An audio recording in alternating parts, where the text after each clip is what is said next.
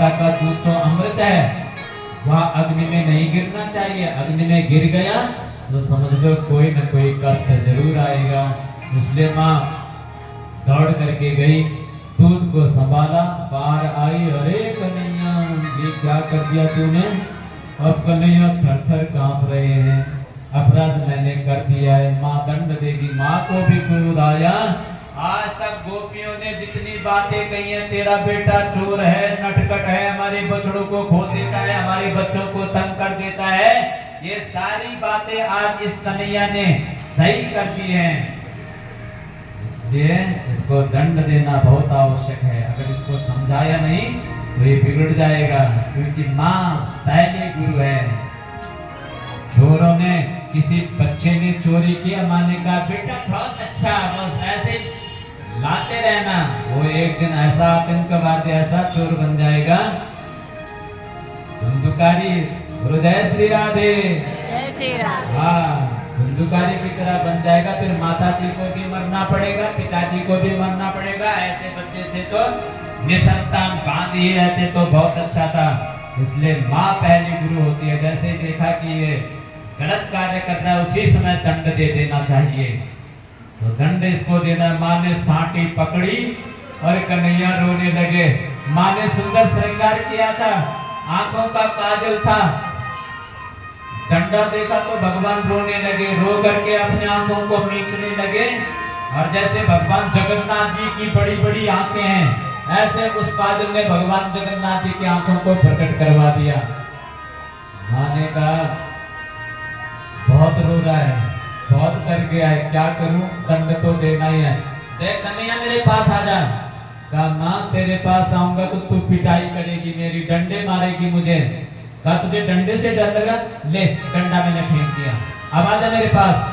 तो भगवान डरते डरते आए, कन्हैया का हाथ पकड़ा, बेटा बड़ा नटखट हो गया, बहुत बिगड़ गया है तू, इसलिए तुझे दंड देना जरूरी है। वहीं पर एक उखल था, उखल से माँ ने भगवान को बांधना चाहा कि दंड तो मारूंगी नहीं, लेकिन दंड तो देना है, कल से फिर याद रखेगा, कोई गलत कार्य करूंगा तो मैया मेरी पिटाई करेगी, मुझे दंड देगी।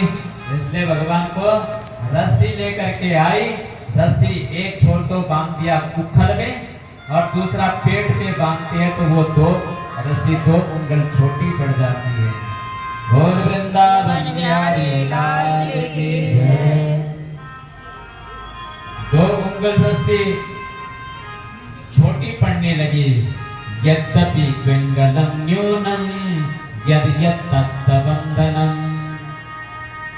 दूसरी रस्सी लेकर के आई, फिर घुमाया पेट से, फिर 2 उंगल छोटी, तीसरी रस्सी, चौथी रस्सी, 5वीं रस्सी, 2 उंगल। क्यों? क्योंकि भगवान निर्गुण है, निराकार है, और ये रस्सी सगुण है, इसको देखा जा सकता है, भगवान को देखा नहीं जा सकता। भगवान सत्य है, रस्सी झूठी है।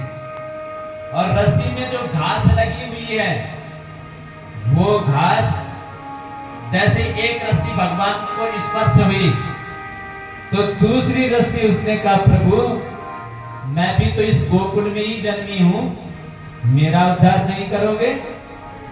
तो भगवान ने कहा चल तू भी आ जा। फिर 2 अंगल छूटे हो गए।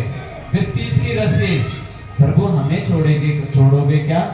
आप हम का ही उद्धार करोगे, हमें छोड़ दोगे? ऐसे करते करते गोकुल की जितनी रस्सियां थी सारी रस्सियां मां, क्योंकि मां मोहित हो गई थी, भगवान कुछ भी कर सकते हैं, कुछ भी करवा सकते हैं, भगवान मायापति हैं, मायाधीश हैं। इसलिए सारी रस्सियों को बुलाया और बुला करके उस निर्गुण को बांधने के लिए गुण आ रहा है।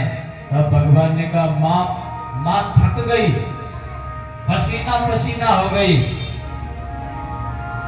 भगवान को भक्त का अधिक परिश्रम देखा नहीं गया। कितना देर हो गया, कितनी देर हो गई है, सारी रस्सियां आ गई है, अब तो बंधना ही पड़ेगा। तो भगवान ने कृपा की, कृपा से बंधे भगवान। रस्सियों में सामर्थ्य नहीं थी तो भगवान को बांध दे, लेकिन देखा मेरा भक्त कितना परिश्रम कर रहा है मुझे बांधने के लिए, इतना पसीना पसीना हो गया है, तो भगवान की कृपा, भक्त का परिश्रम, उससे भगवान बंधन